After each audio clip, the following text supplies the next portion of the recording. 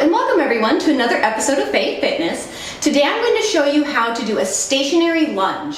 So this is perfect for someone who is doing a workout at home in a small space, or just a beginner to the fitness community who just perhaps doesn't know what proper form is for a lunge. So either way, if you'd like to learn how to do this technique, stay tuned and I'll show you how.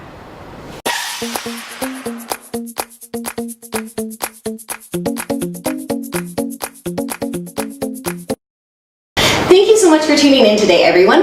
As you saw in the introduction, today I'm going to show you how to do a basic stationary lunge.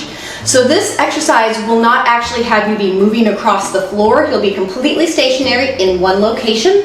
For me, I like to do this on a yoga mat as opposed to my hardwood floors. It's just a little bit more comfy for my feet. But if you have carpet, feel free to do it on carpet. So if you're doing this exercise at home or in the gym, I just wanted to show you some proper techniques and tips and tricks to make sure that you have good form and so you're not going to hurt yourself.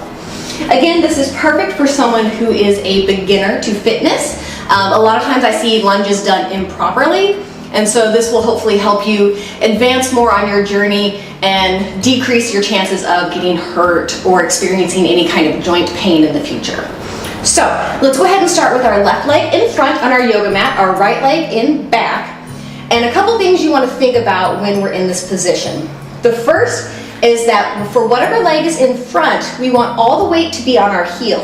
So a lot of the times when I'm doing stationary or walking lunges, I always have my toes off the ground on the leg that's in front. And that just helps me to remember to keep that weight back on the heel and not on our toes. So that way we're more centered and stable. For the leg that's in the back, we actually want all the weight to be on the ball of your foot. So if you're new to this, feel free to keep that heel up off the ground and our toes off the ground, and that'll help remind you where to situate the weight for your body. The other thing is you want to have your foot back far enough so that when you come down in your lunge, the front knee stays over the ankle. If you come down into your lunge and you notice that the knee is going over the toes, that's an indicator that you haven't stepped far enough backwards. So, and the reason we don't want the knee to come anywhere near our toes is that's going to put a lot of strain on that joint, which eventually could cause knee pain. So I'd rather you do this safely and effectively now so that 10, 15 years down the road, you don't have any achy knees. The third thing we want to consider, or fourth, is that both sides of our hips are pointed straight ahead. Sometimes when people step back for their lunge, they twist the hips. And so we want both hips pointed forward, straight ahead, and just a nice straight line like this. So when we come down, the back leg is assuming most of the roll of taking on the weight. You should feel the front of your quads engaging. And then when we're ready to come up, the heel of the leg in front is going to help push us up. So this leg will assume more of the roll. So if you were to say do this exercise enough, both as you come down, you'll feel this back quad burn. As you come up, you'll feel the front quad burn. And again, this is a great way to tone and strengthen and shape the legs, even if we're just doing body weight. Nothing wrong with that whatsoever. So let's go ahead and do it from the other side, just so you can see it from multiple angles. The other thing you'd like to strive for is when you come down, try to have the knee in front at a nice 90-degree angle. You don't have to have the leg that's in back touching the ground every time. It's more important to have that front leg at a 90-degree angle. Just like that.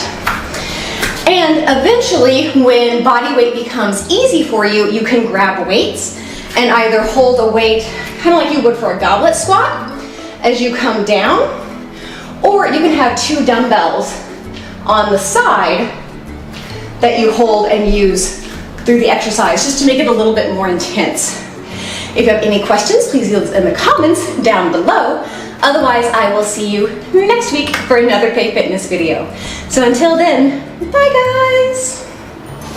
Thank you so much for tuning in today, everyone. I really appreciate the views and the support and the community that we're forming here on my channel. If you would like to watch another great video, please click on either side of the screen here to watch either a popular upload or one of my most recent videos that I've uploaded.